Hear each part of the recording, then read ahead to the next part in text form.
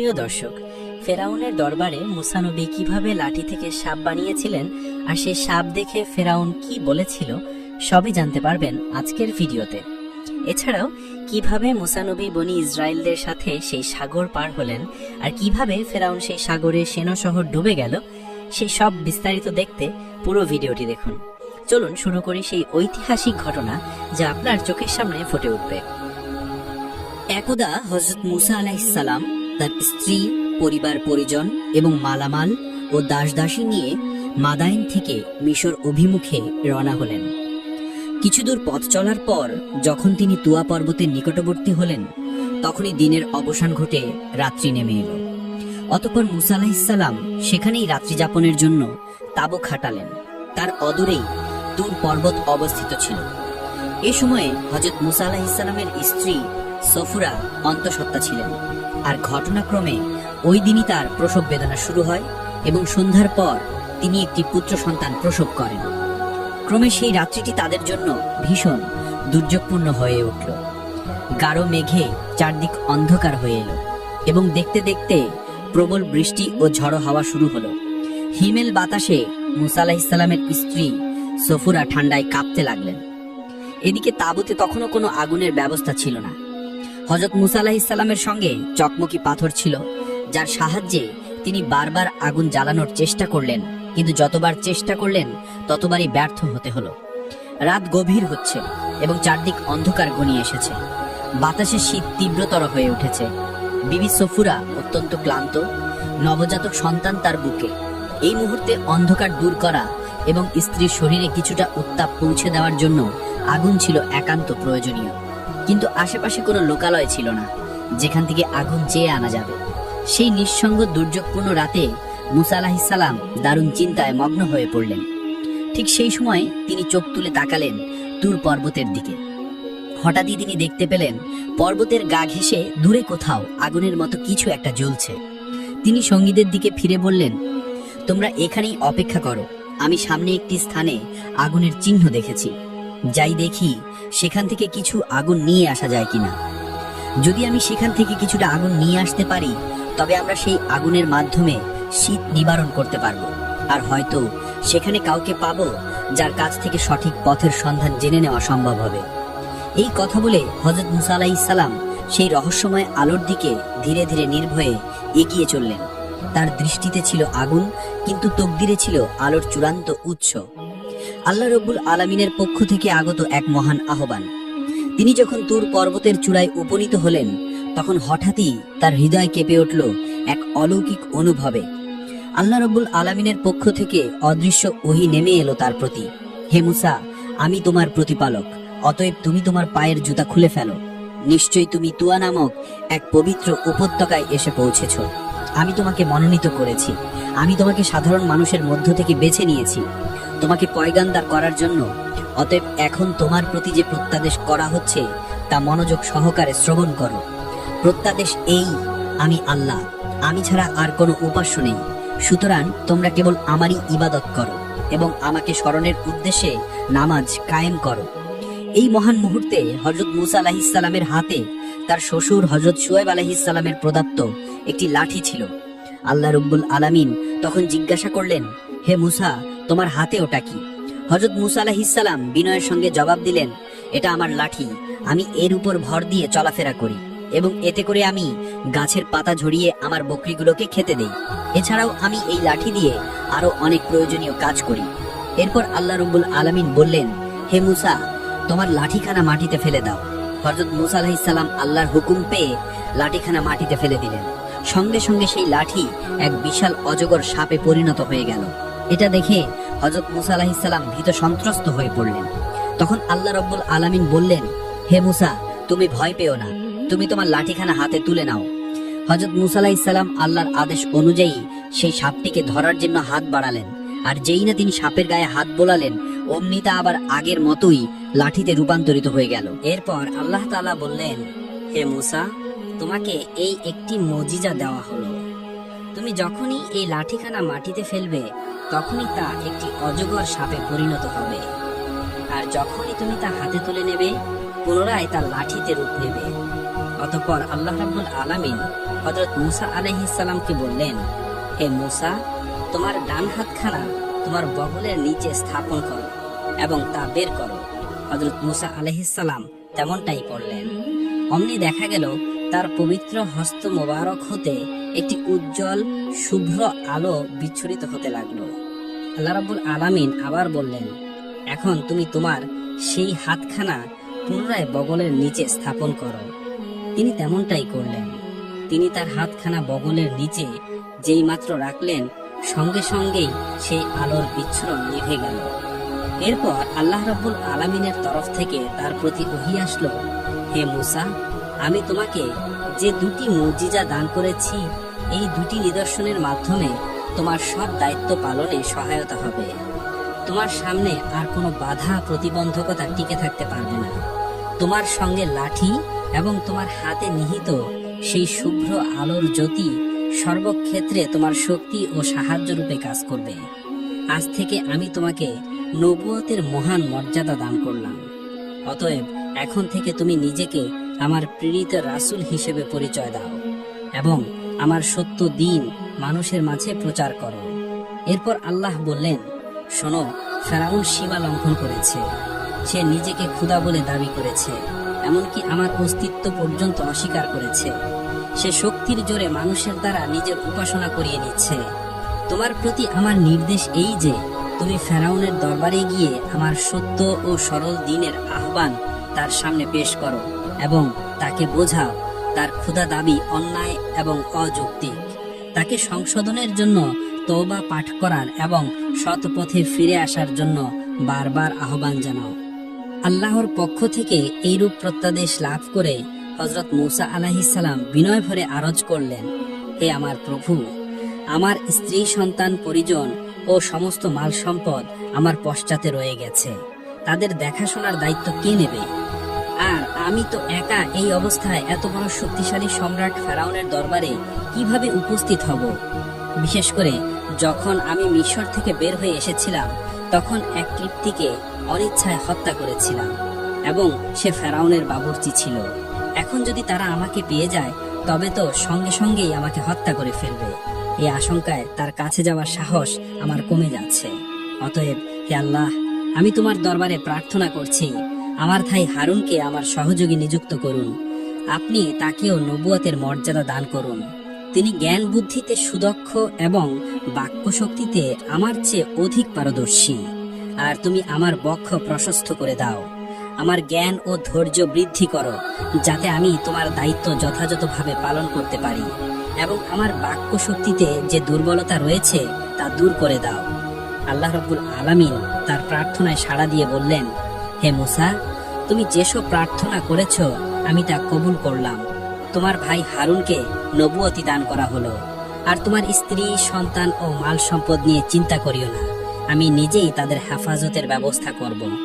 হযরত মূসা আলাইহিস সালাম আল্লাহ রাব্বুল আলামিনের আদেশ পেয়ে তুর পর্বত হতে অবতরণ করলেন এবং সেখান থেকে মিশরের উদ্দেশ্যে যাত্রা করলেন।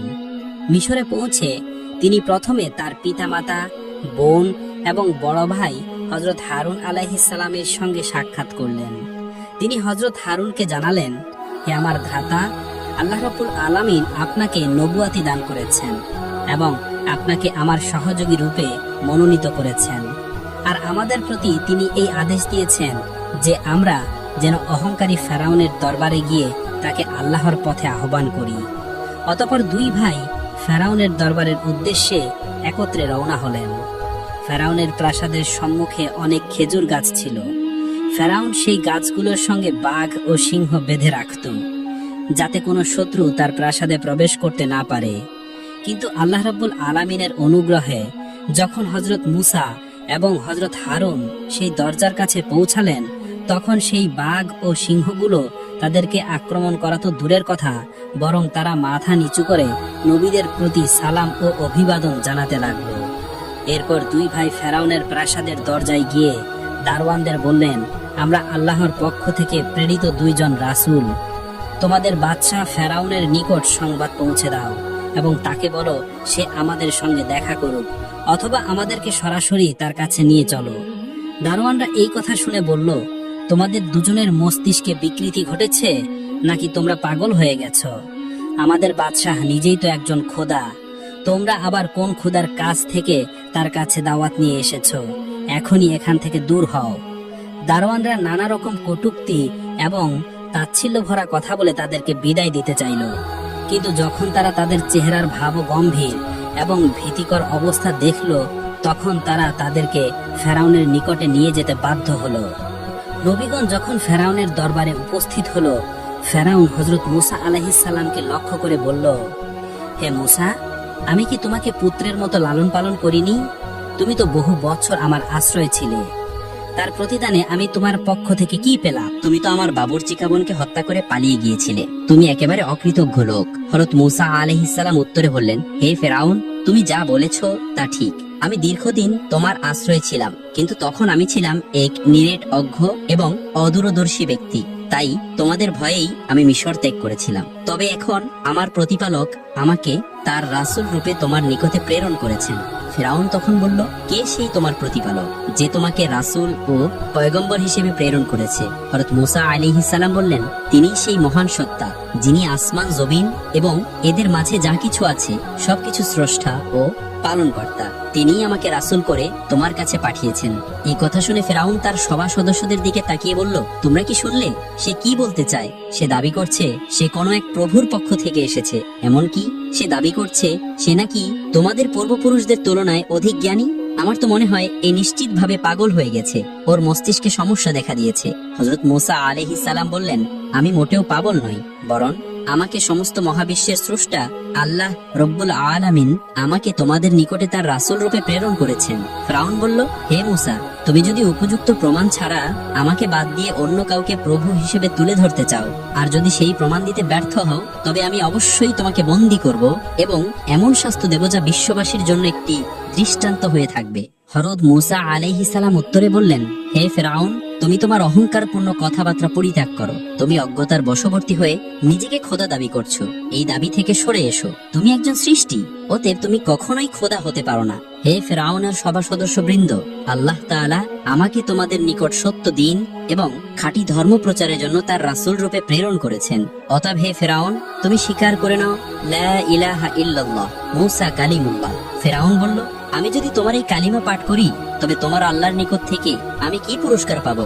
হযরত মূসা আলাইহিস সালাম বললেন, যদি তুমি মনে প্রাণে এই কালিমা পাঠ করে আল্লাহর প্রতি ঈমান আনো, তবে আল্লাহ রব্বুল আলামিন তোমাকে 3টি মহান পুরস্কার দান করবেন। তোমাকে তিনি চিরস্থায়ী যৌবন, সারা পৃথিবীতে রাজত্ব এবং দীর্ঘ জীবন দান করবেন। আর এর চেয়েও বড় পুরস্কার হলো কিয়ামতের দিন তুমি কোনো হিসাব ছাড়াই জান্নাতে প্রবেশ করতে পারবে। আল্লাহ তাআলা হযরত মূসা আলাইহিস সালামকে নির্দেশ দিয়েছিলেন যে তিনি যেন ফেরাউনের সঙ্গে কোমল ভাষায় কথা বলেন। তারই হযরত মূসা আলাইহিস সালাম তার সঙ্গে নরম ও উত্তম ভঙ্গিতে কথা বলেছিলেন। পরিশেষে হযরত মূসা আলাইহিস সালাম বললেন, হে ফেরাউন, আমি তোমাকে যেই কালিমা দাওয়াত দিলাম, তুমি তা নিয়ে গভীরভাবে চিন্তা করো। এই কথা বলে হযরত মূসা ও হযরত হারুন আলাইহিস সালাম সেখান থেকে বিদায় গ্রহণ করলেন। হযরত মূসা আলাইহিস সালাম বিদায় নেওয়ার পর ফেরাউন তার উজির হামানের দিকে তাকিয়ে বলল, হামান, তুমি তো মূসার কথা শুনলে, এখন বলো তো আমার কি করা উচিত? হামান বলল, যাকো না, বহুদিন ধরে আপনি নিজেকে খোদা বলে দাবি করে আসছেন।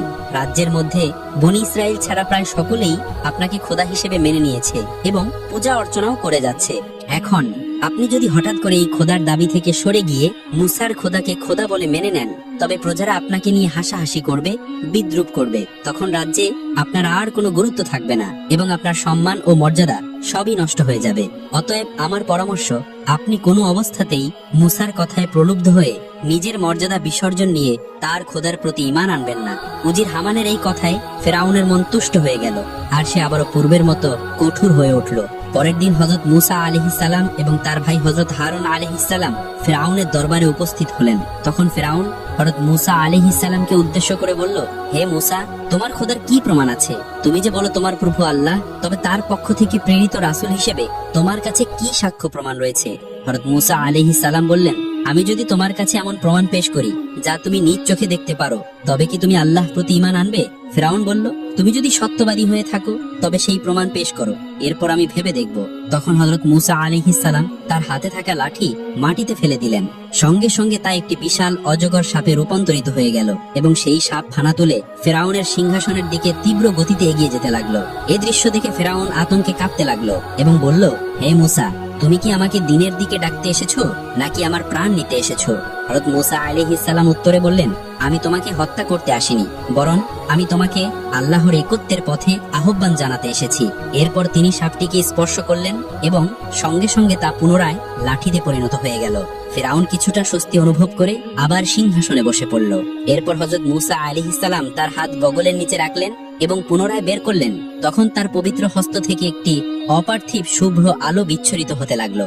এটি এমন আলো যার দীপ্তিতে সূর্যের তেজ নিষ্প্রভ হয়ে গেল। কারো চোখে সেই আলো পড়লে চোখ জ্বলসে যাওয়ার উপক্রম হতো। ফেরাউন চিৎকার করে উঠল, হে মূসা, দয়া করে তোমার এই আলো নিভিয়ে দাও, না হলে আমরা সকলেই অন্ধ হয়ে যাব। অতঃপর হযরত মূসা আলাইহিস সালাম আবার তার হস্ত মোবারক বগলের নিচে রাখলেন এবং সঙ্গে সঙ্গেই সেই আলো নিভে গেল। এই সব মুজিজা দেখে ফেরাউনের মনে ঈমানের আলো উদিত হতে লাগলো। সে আল্লাহ রাব্বুল আলামিনের প্রতি বিশ্বাস স্থাপন করার ইচ্ছা করলো। কিন্তু তখন তার প্রধান উজির হামান তাকে সাবধান করে বলল, জাহাপনা, মূসা এক দক্ষ জাদুকর, তার এই কৌশলে আপনি বিভ্রান্ত হবেন না। আপনার রাজ্যে মূসার মতো এমনকি তার থেকেও বড় জাদুকর রয়েছে, আমরা চাইলে তাদের দিয়ে মূসাকে পরাজিত করতে পারি। হামানের কথায় ফেরাউনের সাহস ফিরে এলো এবং তার সিদ্ধান্ত পরিবর্তন হয়ে গেল। তখন সে হযরত মূসা আলাইহিস সালামকে বলল, হে মূসা, আমার রাজ্যে তোমার মতো অনেক জাদুকর আছে, তুমি যদি তাদের পরাজিত করতে পারো তবে আমি তোমার প্রভুর ওপর ঈমান আনব। হযরত মূসা আলাইহিস সালাম বললেন, তবে তাই যাই হোক, তুমি বলো কখন তোমার জাদুকরদের সঙ্গে আমার প্রতিযোগিতা হবে? ফেরাউন বলল, সামনে আমাদের একটি উৎসবের দিন রয়েছে, যেদিন বহু মানুষ একত্রিত হবে, সেদিনই আমার জাদুকরেরা তোমার সঙ্গে প্রতিযোগিতা করবে। হযরত মূসা আলাইহিস সালাম সম্মতি দিয়ে বললেন, ঠিক আছে, তবে সেই দিনই হবে আমাদের প্রতিযোগিতা। এই কথা বলে হযরত মূসা এবং হযরত হারুন আলাইহিস সালাম ফেরাউনের দরবার থেকে বিদায় নিয়ে চলে গেলেন। এরপর ফেরাউন সারা দেশে লোক পাঠিয়ে দিল জাদুকরদের একত্র করার জন্য। কিছুদিনের মধ্যেই 4000 দক্ষ জাদুকর রাজধানীতে একত্রিত হলো। ফেরাউন মনে করলো এই সব জাদুকরদের মাধ্যমেই মূসাকে নিশ্চয়ই পরাজিত করা যাবে। অতঃপর জাদুকরদের উদ্দেশ্যে ফেরাউন বলল, হে জাদুকরগণ, আমি প্রায় 300 বছর ধরে তোমাদের লালন পালন করে এসেছি, কিন্তু ব্যক্তিগত কোনো দরকারে তোমাদের কখনো ডাকিনি। আজ আমার সামনে এক কঠিন বিপদ এসে দাঁড়িয়েছে, অতএব এই বিপদ থেকে উত্তরণ করা আমার জন্য অত্যন্ত জরুরি। তোমরা সবাই তোমাদের সর্বশক্তি দিয়ে চেষ্টা করবে যেন আমি মুক্তি পাই। নিশ্চয়ই তোমরা মূসার কথা শুনেছ, সে একজন বড় জাদুকর, তবে আমি বিশ্বাস করি তোমাদের জাদুর সামনে তার কেরামতি কিছুই না। যদি তোমরা তাকে পরাজিত করতে পারো তবে আমি তোমাদের এমন পুরস্কার দেব যা তোমরা কখনো কল্পনাও করনি। জাদুকররা একসঙ্গে বলল, জাহাপনা, আপনি চিন্তা করবেন না, মূসার জাদু আমাদের কৌশলের সামনে কিছুই না, আমরা তাকে পরাজিত করবই। আপনি নিশ্চিন্তে থাকুন, সাফল্য আপনারই হবে। নির্ধারিত তারিখে ফেরাউনের নির্বাচিত 4000 জাদুকর একটি সুবিশাল এবং প্রশস্ত ময়দানে উপস্থিত হলো। সেই মাঠে উপস্থিত হলো দেশের সর্বস্তরের মানুষ। সবাই দেখতে এসেছে কে জয়ী হয় আর কে পরাজিত হয়। ময়দানে হাজারো মানুষের ভিড়ে চারদিক গমগম করতে লাগলো। এমন সময় হযরত মূসা আলাইহিস সালাম হাতে তার লাঠি নিয়ে মাঠে প্রবেশ করলেন। ফেরাউন এবং তার প্রধানমন্ত্রী হামান সহ অন্যান্য সভা সদস্য পূর্ব থেকেই সিংহাসনের আসনে বসেছিলেন। মূসা আলাইহিস সালাম এবং জাদুকরেরা মুখোমুখি দাঁড়ালো। তখন জাদুকররা বলল, হে মূসা, তুমি কি আগে তোমার কেরামতি দেখাবে নাকি আমরা আমাদের জাদু আগে প্রদর্শন করব? তখন হযরত মূসা আলাইহিস সালাম বললেন, তোমরাই আগে শুরু করো। তখন জাদুকরেরা কিছু রশি এবং লাঠি মাটিতে রাখলো। একটু নাড়াচাড়া করতেই সেগুলো অসংখ্য সাপ ও বিচ্ছুতে রূপান্তরিত হয়ে গেল। ময়দান জুড়ে সেই সাপ বিচ্ছুগুলো ছুটাছুটি করতে লাগলো। দর্শকরা আতঙ্কে চিৎকার করতে লাগলো। কেউ কেউ পালাতে চাইলো, কেউ ভয়ে স্তব্ধ হয়ে স্থির হয়ে দাঁড়িয়ে রইল। জাদুকরেরা তাদের এই জাদু দেখে আত্মতুষ্টিতে গর্বিত হয়ে বলল, হে মূসা, তুমি চুপ করে আছো কেন? আমাদের জাদু দেখে তুমি কি ভয় পেয়ে গেছো? এবার তুমি তোমার কেরামতি দেখাও। তখন হযরত মূসা আলাইহিস সালাম বিসমিল্লাহ বলে তার লাঠি মাটিতে নিক্ষেপ করলেন।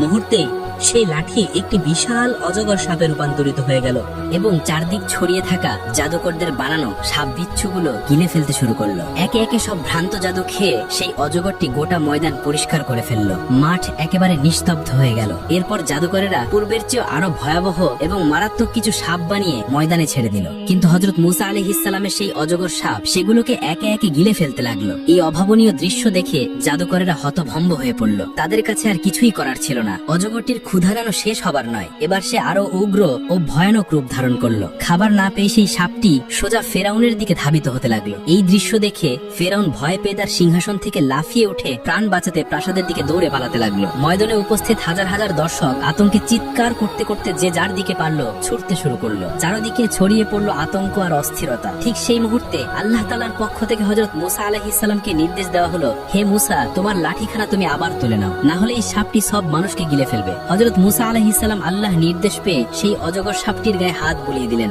সাথে সাথে তা পূর্বের মতো একটি সাধারণ লাঠিতে রূপান্তরিত হয়ে গেল। জাদুকরেরা এই দৃশ্য দেখে ভাবনার অকুল দরিয়ায় ডুবে গেল। তারা বুঝতে পারলো হযরত মুসা আলাইহিস সালাম যা দেখিয়েছেন এটি কোনো জাদু নয়, কারণ জাদুবিদ্যে তাদের ছিল অগাধ জ্ঞান ও অভিজ্ঞতা। তারা স্পষ্ট উপলব্ধি করলো এ কোনো মানবিক কৌশল নয়, বরং এ এক আসমানি শক্তির প্রকাশ। তারা নিশ্চিত হলো হযরত মুসা আলাইহিস সালাম নিশ্চয়ই আল্লাহ তাআলার প্রেরিত একজন নবী। অতঃপর তাদের অন্তর পরিবর্তিত হয়ে গেল। তারা সবাই আল্লাহর প্রতি ঈমান আনলো এবং সিজদায় লুটিয়ে পড়ল। তাদের দেখা দেখি অনেক সাধারণ মানুষও হযরত মুসা আলাইহিস সালামের ধর্ম গ্রহণ করলো। ফেরাউন যখন দেখলো জাদুকরেরা হযরত মুসা আলাইহিস সালামের ধর্ম গ্রহণ করে নিয়েছে, তখন সে ক্রোধে ফেটে পড়তে লাগলো। সে জাদুকরদেরকে লক্ষ্য করে বলল, হে বেঈমান জাদুকরেরা, আমি তোমাদেরকে অনুমতি দেওয়ার পূর্বে তোমরা কিভাবে মুসার খোদার প্রতি ঈমান আনলে? এই অপরাধের শাস্তি স্বরূপ আমি তোমাদের হাত পা কেটে দেব, তারপর তোমাদেরকে খেজুর গাছের শুলে আরোহণ করাবো। তখন তোমরা বুঝতে পারবে আমার শাস্তি কত কঠিন ও মারাত্মক।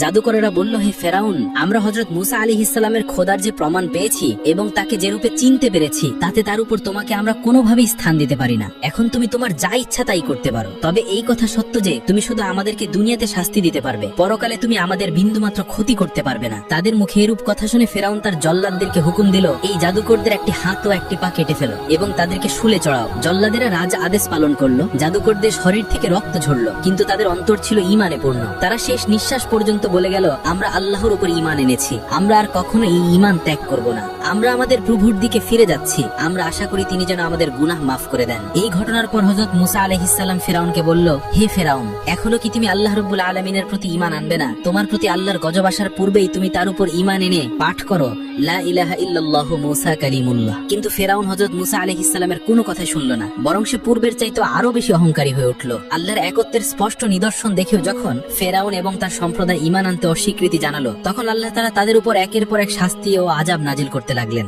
তাদের উপর প্রেরিত হলো বন্যা ও অতিবৃষ্টি, পঙ্গপাল, উকুন, ব্যাঙ এবং দেশের সমস্ত পানি রক্তে পরিণত হওয়ার মতো ভয়াবহ বিপর্যয়, এবং প্রতিটি শাস্তি ছিল তাদের জন্য সতর্কবার্তা। যখনই এসব আযাব তাদেরকে ঘিরে ধরত, তারা ছুটে যেত হযরত মুসা আলাইহিস সালামের কাছে, আকুতি করে বলতো, হে মুসা, তুমি তোমার প্রতিপালকের নিকটে আমাদের জন্য দোয়া করো। যদি তিনি এই বিপদ আমাদের থেকে দূর করে দেন, তবে অবশ্যই আমরা তার উপর ঈমান আনবো। হযরত মুসা আলাইহিস সালাম দোয়া করতেন আর আল্লাহর রহমতে বিপদ কেটে যেত। কিন্তু দুর্ভাগ্যজনকভাবে কষ্ট দূর হলেই ফেরাউনের কওম পূর্বের মতোই অবাধ্যতায় ফিরে যেত। তারা আর ঈমান আনতো না। এভাবে প্রায় 12 বছর ধরে আল্লাহ তাআলা তাদের উপর নানা রকমের শাস্তি এবং বিপদ পাঠিয়ে গেলেন, কিন্তু তারা কোনো শিক্ষা গ্রহণ করল না। অবশেষে আল্লাহ রাব্বুল আলামিন তাদের প্রতি ভীষণ বিরক্ত এবং রাগান্বিত হয়ে হযরত মুসা আলাইহিস সালামকে নির্দেশ দিলেন, হে মুসা, তুমি বনী ইসরাইলদের নিয়ে অমুক রাতে মিশর থেকে চুপি চুপি বেরিয়ে পড়ো, যাতে করে কৃপ্তিরা কিছুতেই টের না। যখন তোমরা সমুদ্র তীরে পৌঁছাবে, তখন তুমি তোমার লাঠি দিয়ে সাগরের পানিতে আঘাত করবে, আর তখনই সাগরের পানি শুকিয়ে রাস্তা তৈরি হবে, আর সেই পথ ধরে তোমরা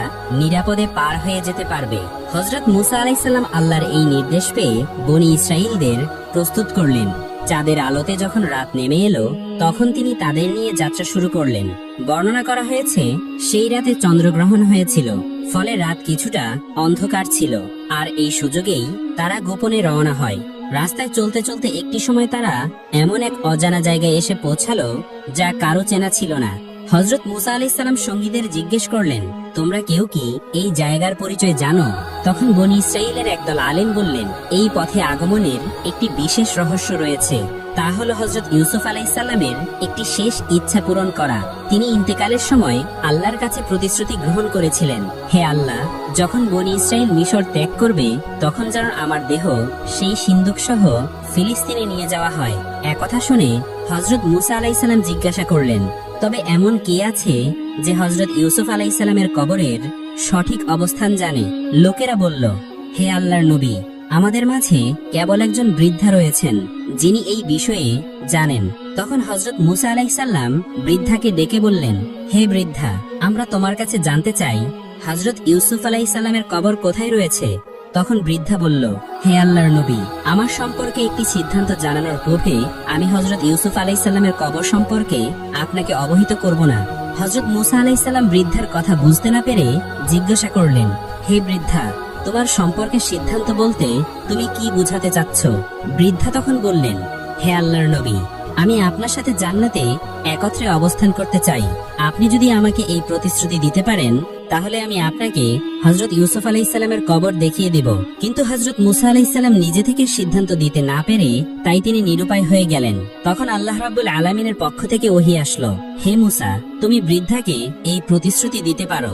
আল্লাহ রাব্বুল আলামিনের নির্দেশ পেয়ে হযরত মুসা আলাইহিসসালাম বৃদ্ধাকে প্রতিশ্রুতি দিলেন।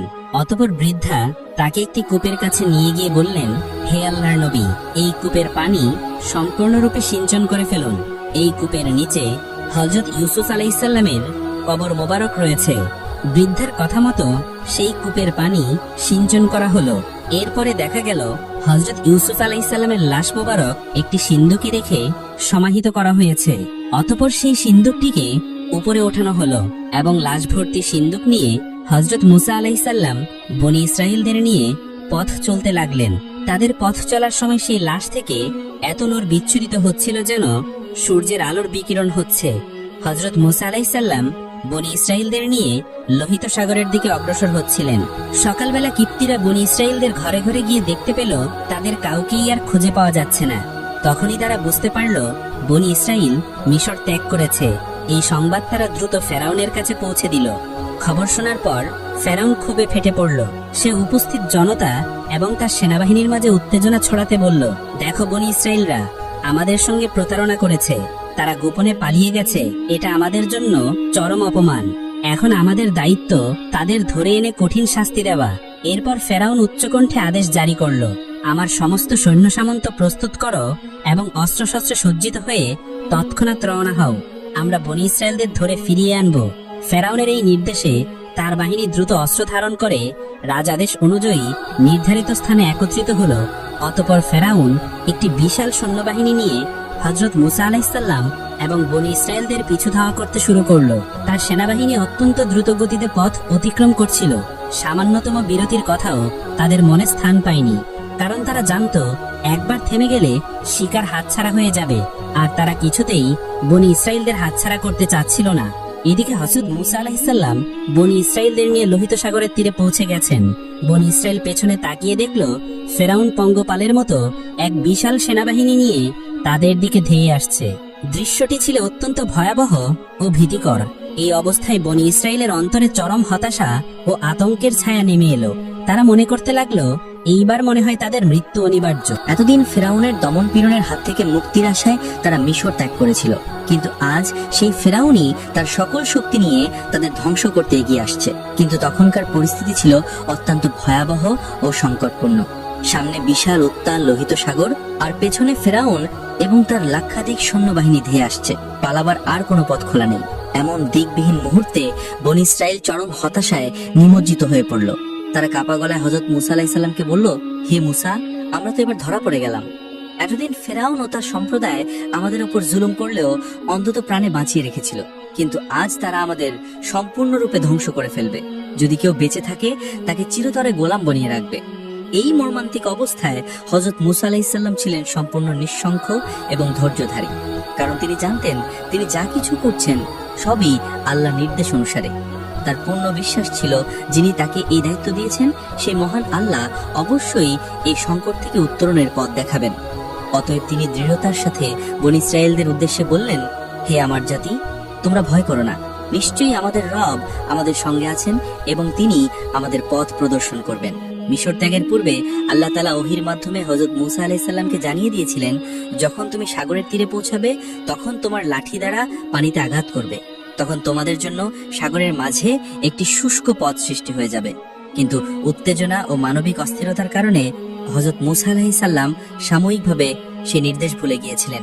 পিছনে ফেরাউন ও তার সৈন্যদের ধাবমান গর্জন, সামনে বিস্তৃত সাগর। এই অবস্থায় বনী ইসরাইলদের ভয় ও আর্তনাদ আরো তীব্র হয়ে উঠল। তারা যেন মৃত্যু ঘনিয়ে আসতে দেখছিল। এই সময় আল্লাহ তাআলার পক্ষ থেকে পুনরায় ওহী এলো, হে মুসা, তুমি তোমার লাঠি দিয়ে সাগরের উপর আঘাত করো। হযরত মুসা আলাইহিস সালাম আল্লাহর আদেশ পেয়ে তার লাঠি দিয়ে সাগরের পানিতে আঘাত করলেন। সঙ্গে সঙ্গে এক অলৌকিক ঘটনা ঘটল।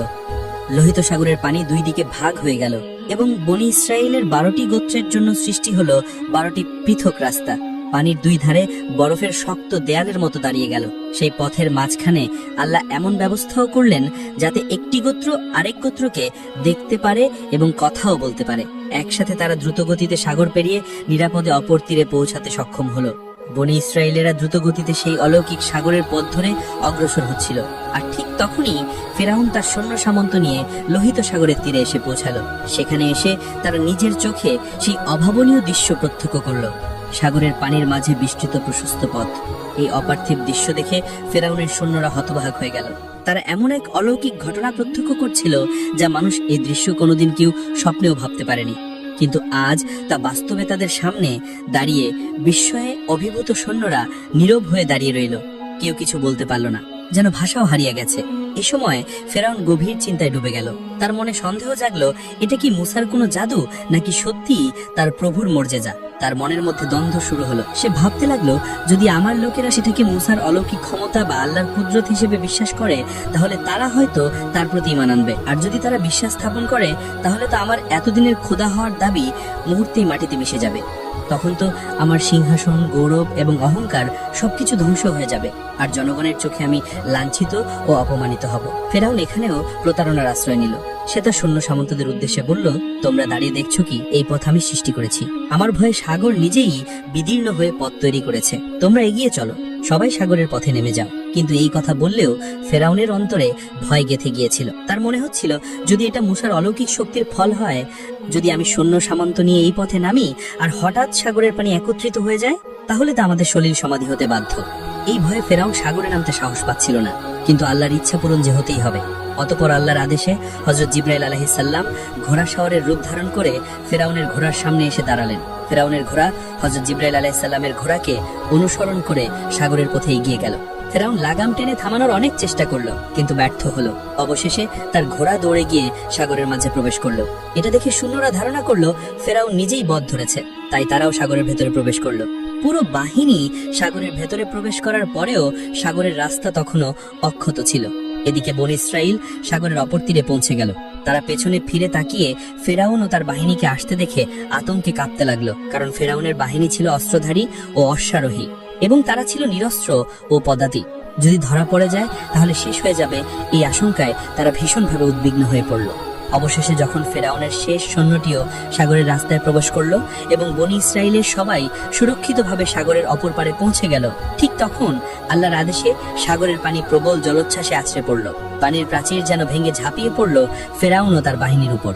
তারা চিৎকার করে বলতে লাগলো, বাঁচাও আমাদেরকে, বাঁচাও। তখন আর কেউ ছিল না তাদের রক্ষা করার জন্য। ডুবতে ডুবতে ফেরাউন অবশেষে বলল, আমি ঈমান আনছি সেই সত্তার প্রতি যার উপর বনী ইসরাইল ঈমান এনেছে। আমি সাক্ষ্য দিচ্ছি যে তিনি একমাত্র উপাস্য। তখন আল্লাহ রাব্বুল আলামিন বললেন, এখন তুমি ঈমান আনছো, অথচ আগে তুমি ছিলে অমান্যকারী ও সীমা লঙ্ঘনকারী। আজ আর তা কবুল হবে না। ফেরাউন ও তার সম্পূর্ণ বাহিনী সাগরের পানিতে নিমজ্জিত হয়ে চিরতরে ধ্বংস হয়ে গেল। সাগরের অপর পারে দাঁড়িয়ে বনী ইসরাইল এই দৃশ্য প্রত্যক্ষ করলো। তারা দেখলো কিভাবে আল্লাহ তাআলা অহংকারী ফেরাউন ও তার বাহিনীকে চূড়ান্ত শাস্তি দিয়েছেন। আনন্দে এবং কৃতজ্ঞতায় তারা এক কণ্ঠে ধ্বনি তুলল, আল্লাহু আকবার, আল্লাহু আকবার। আকাশ বাতাস মুখরিত হয়ে উঠল এই তাকবীরে। তারা যেন নতুন জীবন ফিরে পেল। তাদের অন্তরে জাগ্রত হলো ঈমান, কৃতজ্ঞতা ও আল্লাহ রাব্বুল আলামিনের প্রতি ভালোবাসা। প্রিয় দর্শক, আজকের এই ঘটনাটি শুধু গল্প নয়, বরং একটি জীবন্ত শিক্ষা। চলুন আমরা সবাই আমাদের জীবনে এই শিক্ষাকে কাজে লাগাই। আল্লাহ যেন আমাদের আমল করার তৌফিক দান। ভিডিওটি উপকারী মনে হলে লাইক দিন, শেয়ার করুন এবং আমাদের চ্যানেলটি সাবস্ক্রাইব করতে ভুলবেন না।